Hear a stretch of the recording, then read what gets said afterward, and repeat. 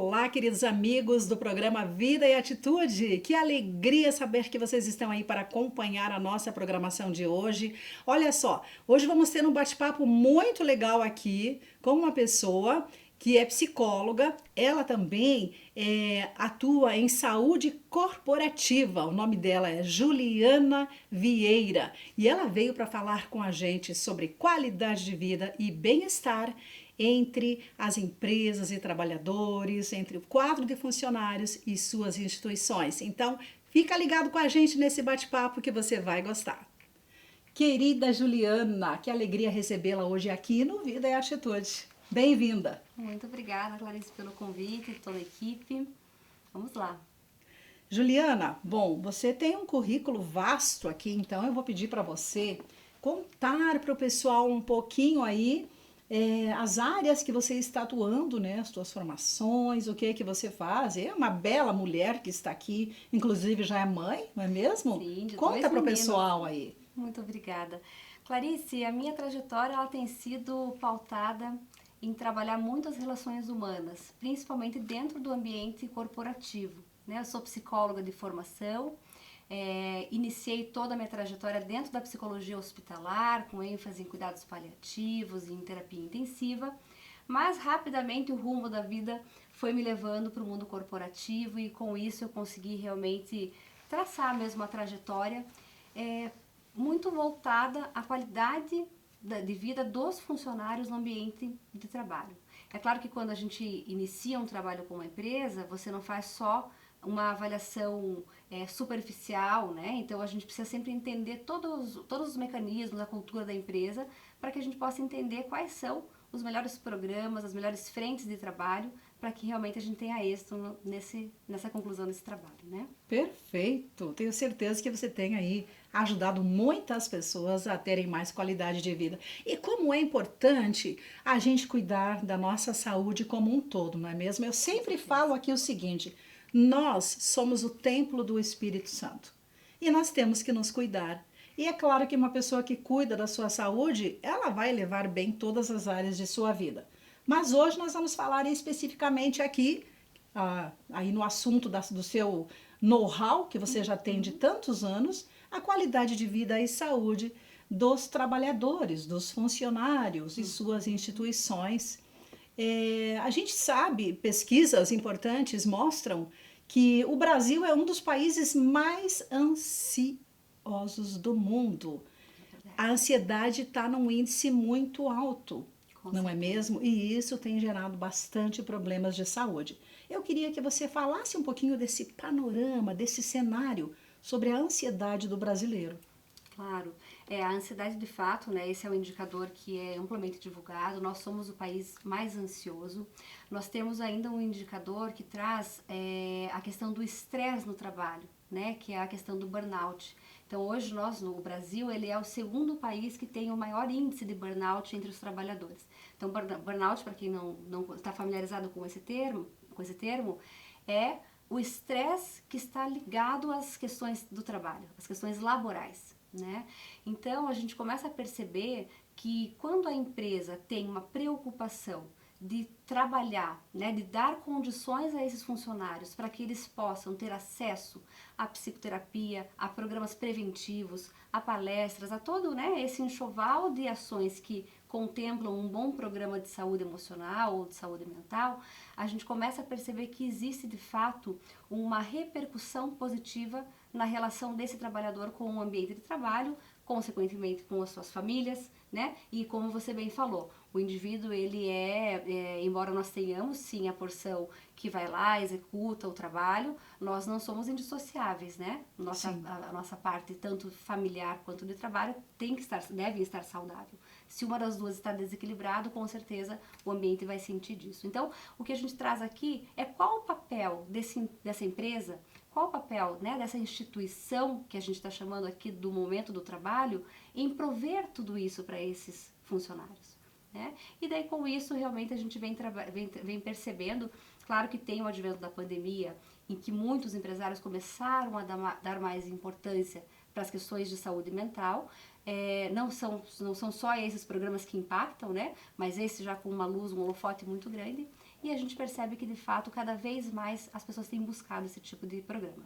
Verdade, Juliana. Inclusive, a gente tem percebido aí com a questão do home office, algumas coisas e nos chamam a atenção. Como que você vê a questão do home office nesses 2 últimos anos que intensificou? Algumas pessoas já faziam, porque é uma tendência, e eu acho que vai ter cada vez mais, mas é claro que com a pandemia isso intensificou. Sim. Como que você vê agora a saúde do brasileiro em si pós-pandemia? Bom, a questão do home office, ela é embora nos grandes centros, né, então São Paulo, a gente já tinha mais posições que faziam essa modalidade de trabalho, então algumas empresas já têm um pouco mais de familiaridade com tudo isso, mas ainda assim, para o mundo das relações trabalhistas, para as próprias empresas e até para os próprios colaboradores, tem muita novidade, né? Tem muitas pessoas que conheceram tudo isso realmente devido à pandemia. Então, várias empresas já estão melhor ajustadas com esse tipo de trabalho, mas o que a gente tem percebido nas grandes empresas é que o modelo híbrido de trabalho, ou seja, aquele que resguarda o trabalho dentro de casa, mas que mantém algum tipo de momento em que haja interação entre os próprios colaboradores, entre suas lideranças, tem sido um tipo de trabalho muito bem aceito, porque nós somos seres relacionais, Sim. né? Então, muitas vezes a questão de ficar longos períodos, semanas, meses, sem ter o contato com outros colaboradores pode sim ser um fator a mais aí até mesmo para um adoecimento, né, ou até uma reclusão social. Então a gente estimula sempre essa questão, mas ainda tem muita questão legislativa, muitas questões de relações de trabalho para acontecer nesse tema ainda. Certo, Juliana. E por que que é importante, então, uma organização trabalhar nesse sentido? Poderíamos usar aqui o termo investir no capital humano, investir em pessoas, investir em seus funcionários para melhorar a qualidade de vida deles. Clarice, seja qualquer tipo de empresa, sempre o maior ativo vai ser o funcionário. Sempre o capital humano, ele é o maior ativo dessa empresa. Então, quando a gente fala em investir, né, num programa de qualidade de vida, em levar essa possibilidade de trabalharmos a saúde de forma preventiva, por exemplo, nós estamos falando em impacto direto em lucratividade e produtividade. Né? Que é a linguagem que o empresário, muitas vezes, ele não gosta de muitas vezes, romantizar tudo isso. A gente tem que levar isso, claro, né, para um diálogo que seja assim, mas o que de fato impacta? Então, quando a gente fala por que é importante, principalmente em relações à produtividade, e quando eu falo produtividade, eu estou falando aqui em absenteísmo, em como que isso, o presenteísmo, né, como que vai ser a dedicação desse colaborador para a produção disso que é a empresa.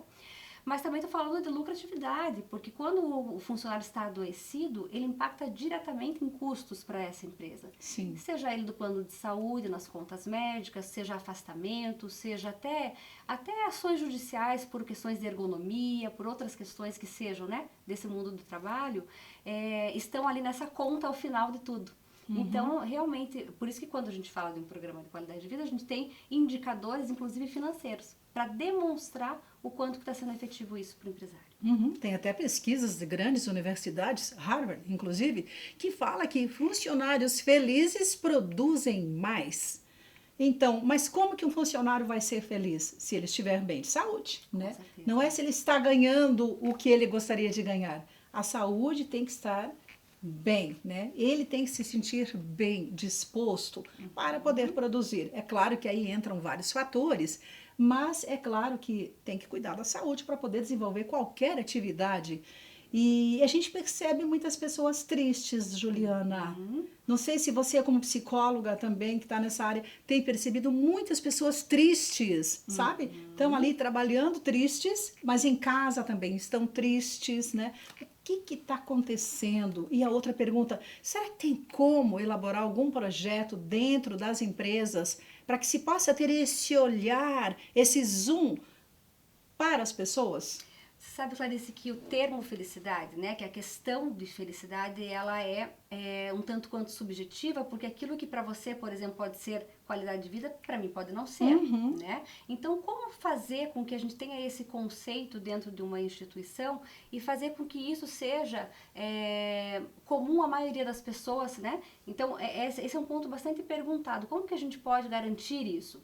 Na verdade, quando a gente vai falar sobre felicidade, nós temos uma série de pilares envolvidas. Sim. Né? Então, é claro que talvez o empresário, quando vai em busca de uma ação como essa, talvez ele não consiga contemplar todos esses pilares. Mas, principalmente, quando você pergunta a um colaborador, para você, o que é ser feliz no teu trabalho? O que é estar feliz aqui?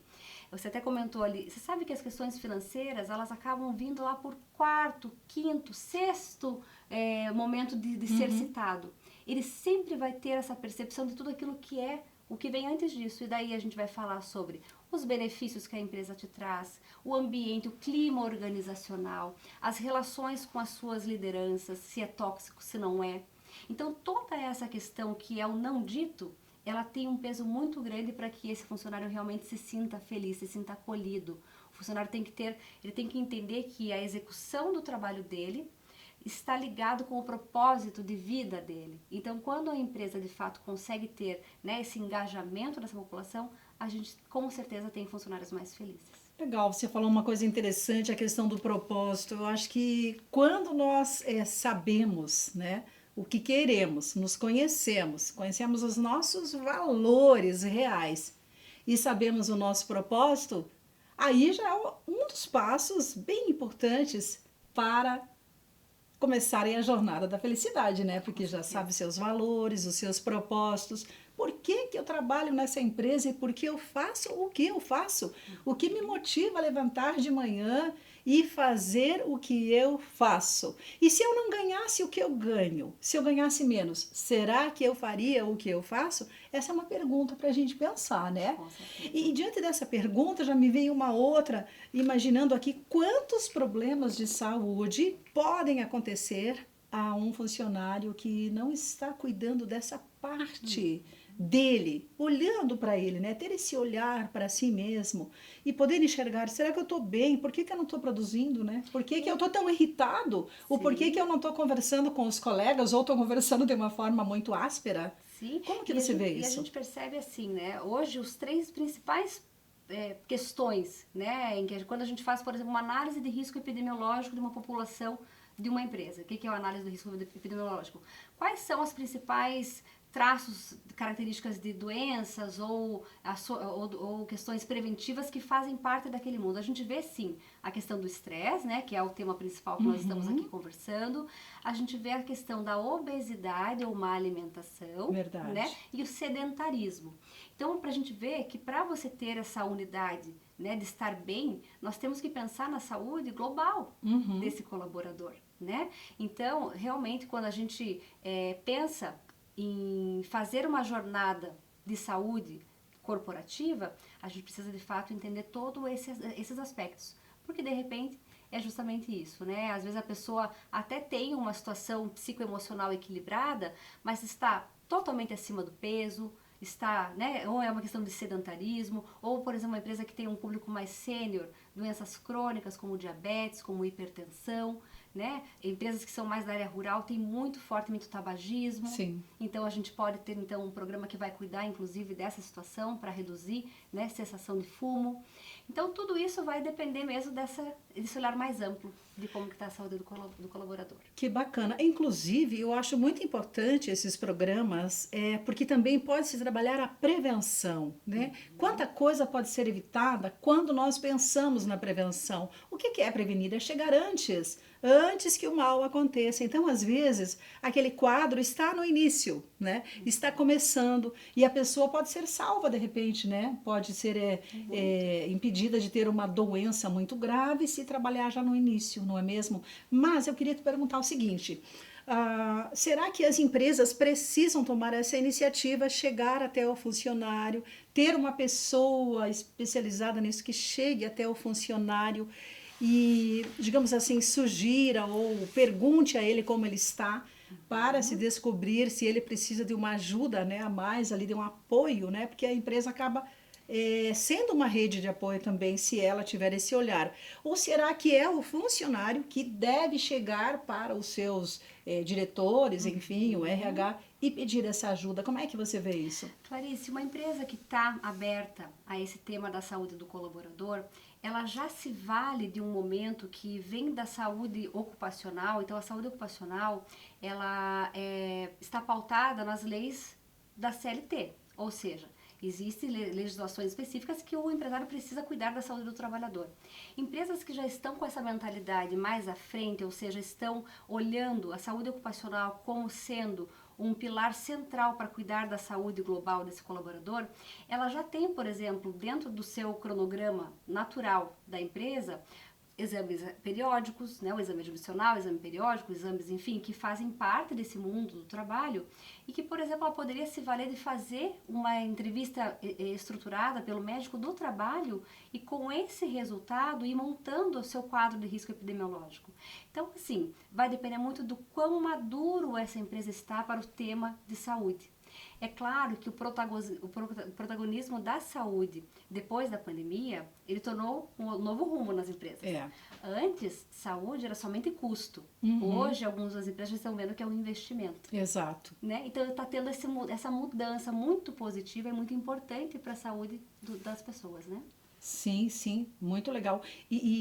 Só que é importante também aí entender, porque há obstáculos, não é mesmo? Há obstáculos. Tanto da parte do funcionário, que não se permite a mudança, como da parte das empresas, às vezes, porque também nem sempre acontece o CLT. Hoje é muito em alta, digamos assim, o trabalho meio que autônomo, que nós poderíamos chamar aquele MEI, né? Que é o microempreendedor individual, Sim, acho que é isso, né? Então, assim, esse funcionário também pode ser assistido pela empresa, ele não tem que ser necessariamente CLT, né? Depende muito da política de cada empresa, né? Então, isso perpassa por um setor jurídico da empresa, tem empresas que são um pouco mais flexíveis com relação a isso, né? Então, por exemplo, tem uma grande empresa que trabalha com um volume muito grande, por exemplo, de motoboys, que não são CLTs, mas que essa própria empresa disponibiliza alguns acessos que são extremamente importantes para a saúde daquele funcionário, que é, na verdade, um parceiro, né? Sim. Porque ele não está regido pelas leis da CLT. Então, assim, a gente sabe que pela legislação do Brasil existe uma tendência muito maior, uma necessidade desse tipo de regime de trabalho, mas isso depende muito de empresa para empresa. Entendi. E é claro que uma empresa que se preocupa nesse investimento no capital humano, ela vai ter retorno, né? Fale um pouquinho dos retornos que essa empresa vai ter quando ela olha, né? Ela tem esse olhar do coração também, né? Com certeza. Que é do coração, porque ela vê o funcionário não somente como uma pessoa que está ali produzindo como uma máquina, não. É um ser humano que está ali. Quais são os resultados para esta empresa que tem esse olhar?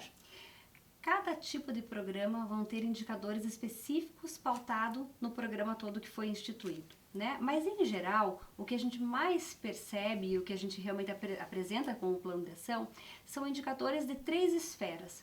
O primeiro deles é do engajamento. Então, a gente leva para esse empresário como estão sendo os indicadores de engajamento. Segundo, os indicadores comportamentais. Então, assim, o quanto que esse programa está realmente sendo importante para que o comportamento desse indivíduo vá mais próximo dessa prevenção, vá mais próximo dessa saúde, enfim, são os indicadores comportamentais. E por último, e muitas vezes os que têm maior impacto, são os indicadores financeiros. E para esses que são os financeiros, a gente tem um termo que fala ROI, que é o retorno do investimento. A Organização Mundial da Saúde e várias outras grandes instituições já fizeram várias publicações sobre isso. Então, existe assim uma máxima de uma média de pelo menos retorno de 4 por 1, ou seja, cada real investido retorna pelo menos 4 reais pro empresário, né, dado todas essas métricas. E essa métrica ela se faz em relação à economia do plano de saúde, o quanto a gente conseguiu prevenir, né? Então, por exemplo, ele é um paciente diabético, né? Então, a diabetes provavelmente não vai cessar, é uma doença, uma condição crônica de saúde, mas o quanto eu consegui evitar, por exemplo, que ele fosse fazer uma hemodiálise, que o rim dele fosse acometido por essa diabetes. Então, os custos evitados também fazem parte de todo esse bojo, né, de indicadores que a gente acaba levando para essas empresas. Então, sobretudo, a gente consegue realmente levar muitos indicadores e KPIs para embasar a necessidade e o quanto é realmente importante uma implantação como essa. Agrega e muito, né? Muito. De ambas as partes. Com certeza. É interessante. E agora, bom, eu sou uma estudiosa e estou aí me especializando aí em psicologia positiva, conforme nós Verdade. estávamos falando aqui, eu amo essa área. E acho que no futuro serei aí uma nova profissão que agora está tendo, né? É Que verdade. é o Chief Happiness Officer, né? Isso Que é mesmo. aquela pessoa que vai cuidar da felicidade das pessoas dentro de uma instituição. E eu amo, né, essa área em que estou me especializando, que é a ciência da felicidade. E é como é bom a gente poder usar essas ferramentas para ajudar as Muito. pessoas e leva muita transformação. Conte um pouco para nós como que você vê a questão desta nova profissão.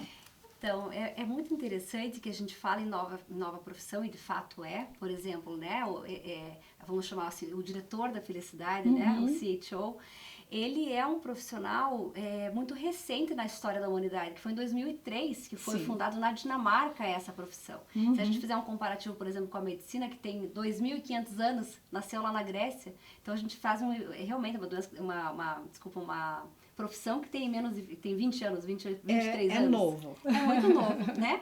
Dentro desse arcabouço. Mas, de fato, algumas empresas já vêm sentindo necessidade de ter profissionais especializados na felicidade dessa população, que são os funcionários. É claro que quando a gente fala aqui de felicidade, a gente está falando algo um pouco mais profundo do que somente estar sorrindo, Sim, né? Estar ali maquiado e tal, arrumado. É muito além vai disso, muito além. né? Que é realmente o quanto o funcionário está conectado com isso que é esse propósito da empresa, o quanto que para ele faz sentido estar ali. Então, esse profissional realmente são empresas de grande porte, que já conhece, né? Empresas como Google, como Airbnb, enfim, que já tem essa posição. E com Uhum. certeza a Clarice vai fazer parte desse grupo seleto de profissionais que cuidam da felicidade, porque você faz isso com uma maestria. Ah, Então, se isso é muito assim, bacana. olha, se assim Deus quiser me usar, que Ele me use, Com né? certeza, com Eu certeza. sempre digo que o conhecimento a gente tem não é só pra gente, é para levar para as pessoas também aquilo que a gente aprende, se dedica, estuda, enfim, que possa ser bênção, né? Assim como você está sendo bênção Amém. também na vida das pessoas, na sua área. E olha, que gostoso falar sobre esse assunto. Eu amo, né? A gente ama falar sobre um assunto que a gente pesquisa, estuda e Verdade. há uma empatia muito grande, né? Então, uma empatia e uma assim um olhar, né, para esse Diferenciado, né? diferenciado, um olhar muito do coração mesmo, porque pessoas são mais importantes que coisas, né? E a É gente verdade. precisa sempre lembrar disso, né? Nós somos é, a imagem e semelhança de Cristo. Então vamos cuidar do outro e fazer aí com que o mundo se torne um pouco melhor através das nossas profissões, que não deixa de ser, Juliana, uma missão, não é Com mesmo? certeza, é verdade, é uma grande missão, É isso aí. né? É ser usado para levar tudo isso para dentro das empresas, por que não falar, né? Cada pessoa que a gente cruza no caminho, se a gente puder deixar um pouquinho e levar um pouquinho, ninguém sabe tanto que não possa aprender um pouquinho mais e tão pouco que não possa ensinar. Isso mesmo. Juliana, muito obrigada pela sua presença. Sucesso aí Muito na sua obrigada. jornada. Deus te abençoe. Muito obrigada por estar Amém. aqui Obrigada conosco. pelo convite mais uma vez. Valeu. É isso aí, nosso programa de hoje vai acabando por aqui, mas antes eu quero deixar o seguinte recado para você. Entra lá nas nossas redes sociais, pãodiário.org, conheça lá o nosso Instagram, nosso site. Publicações Pão Diário tem uma infinidade de materiais que podem te ajudar em vários sentidos, tá? Lá você vai encontrar recursos entrando no nosso aplicativo do Pão Diário. Você vai ter recursos, obras maravilhosas por autores incríveis falando sobre saúde, qualidade de vida, bem-estar físico, mental e espiritual. Então seja abençoado pelos materiais de Ministérios Pão Diário. E o nosso programa vai ficando por aqui. Um beijo carinhoso para você e até o próximo episódio do Vida e Atitude.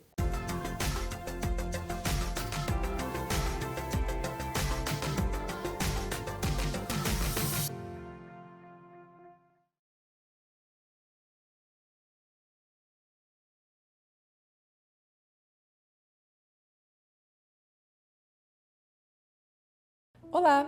Hoje o nosso devocional foi retirado do livro Promessas de Deus, Depósitos no Banco da Fé, de Charles Spurgeon. E o título dele é Jamais Lançarei Fora.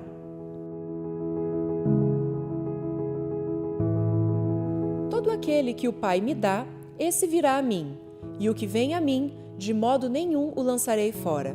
João 6,37. Há algum caso em que nosso Senhor lançou fora alguém que tenha vindo a Ele? Havendo, gostaríamos de saber, mas não houve sequer um e nunca haverá. Entre as almas perdidas no inferno, não há uma que possa dizer: eu fui a Jesus e Ele me rejeitou. Não é possível que você ou eu sejamos os primeiros com os quais Jesus não cumprirá a sua palavra. Não alimentemos tal receio obscuro. Suponhamos que vamos agora a Jesus com relação aos males de hoje.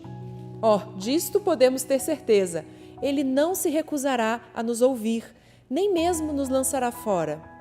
Aqueles de nós que com frequência vão até Ele e aqueles que nunca o fizeram, sigamos juntos e veremos que Ele não fechará a porta de sua graça diante de nenhum de nós. Este recebe pecadores, mas não repele nenhum deles. Nós vamos a Ele fracos e em pecado, com uma fé trêmula, com um conhecimento pequeno e uma fraca esperança. Contudo, Ele não nos rejeita. Achegamo-nos a Ele pela oração, e essa oração foi rompida, pela confissão, e essa confissão falhou, com louvor, e esse louvor está muito aquém dos seus méritos. Ainda assim, Ele nos recebe. Apresentamo-nos a Ele enfermos, corrompidos, desgastados e indignos.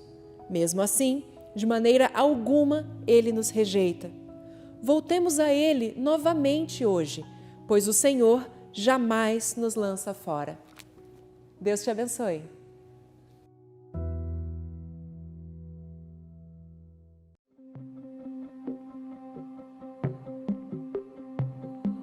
My life is different. My life is not for me. It is for Swedish people. It is for many people here in Sweden. They must wake up. Sweden is very kind, and Sweden is very kind heart, and they take it. Come, please come. I think it was God to Sweden to open it, that people come. Many of that people come to Jesus. Many of that people was Muslim and big Christian. God sent me here to missionary for the Sweden. That's great. I must go that way to be ready for help people in Sweden. Maybe other country, I don't know, but just now I must. Do you see the beautiful irony in God sending a woman from Iran to come to Sweden to be a missionary to the Swedish people after a whole history of people from the West going all over the world? And I say, just now I don't know why I am here, but I know it's my calling. In the beginning, we was 3 persons. Just now we have a 300 members in our church. Wow. Everyone, they was Muslim and big Christian here in that church. You are not afraid of seeing God show up in miraculous and supernatural ways. Like that's just something that you've seen on a regular basis. Did that ever freak you out? Scare you, like to see? No. I'm not afraid. You're not afraid? I'm not afraid because it's nature for God. I think it was God did to me.